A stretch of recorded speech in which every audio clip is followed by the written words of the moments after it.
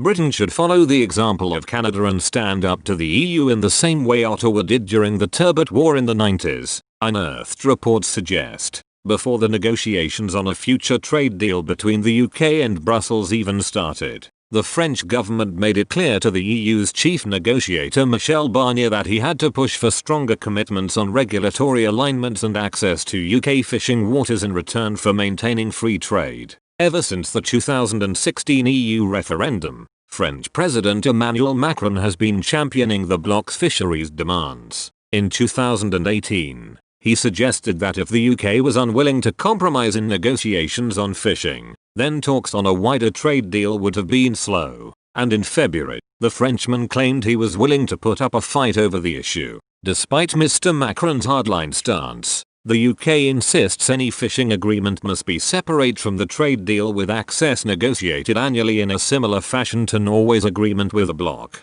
Norway is an independent coastal state, with the rights and responsibilities under international law associated with that status. Stocks shared with the EU are managed through annual bilateral negotiations. Each autumn these talks set total allowable catches on the basis of scientific advice. This contrasts starkly with the current position of the UK fishing industry within the EU's common fisheries policy, something the EU wants to maintain at all costs. In order to achieve a new quota sharing agreement, though, unearthed reports suggest Britain's only option might be following the example of Canada. A 10-year controversy between Ottawa and Brussels involving overfishing and fishing violations by EU vessels from Spain and Portugal in international waters outside Canada's 200-mile limit only came to a head in 1995. Fishing in those waters is managed by the Northwest Atlantic Fisheries Organization, NAFO, with scientists warning that turbot, the largest remaining commercial fish stock in the Northwest Atlantic,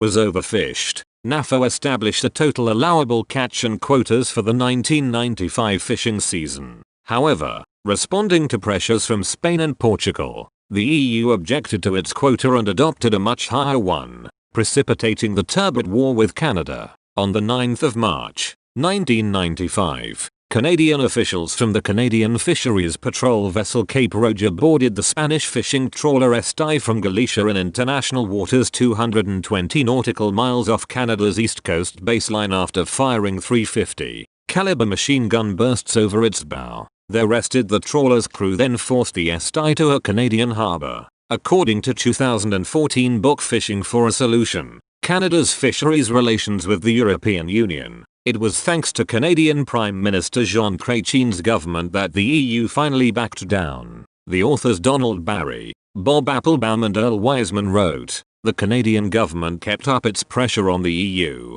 The day after EU Fisheries Commissioner Emma Bonino demanded proof of EU violations, his Canadian counterpart Brian Tobin displayed the Esti's huge net, the size of a football field, along with its illegal small mesh liner, on a barge in the Hudson River across from the UN headquarters in New York. He also produced undersized turbot, smaller than his hand, as well as American plaice found in a secret hold on the vessel. In a shameless but highly effective bit of hyperbole, Mr. Tobin declared, "We are down to the last, lonely, unloved, unattractive little turbot, clinging by its fingernails to the Grand Banks of Newfoundland, saying, 'Someone, reach out and save me in this 11th hour as I'm about to go down to extinction.'" The authors concluded, the demonstration dealt a damaging blow to the EU's credibility. Backing away from her accusations, Ms. Bonino called for an end to the war of words and a resolution of the dispute. The turbot war effectively set the stage for a new quota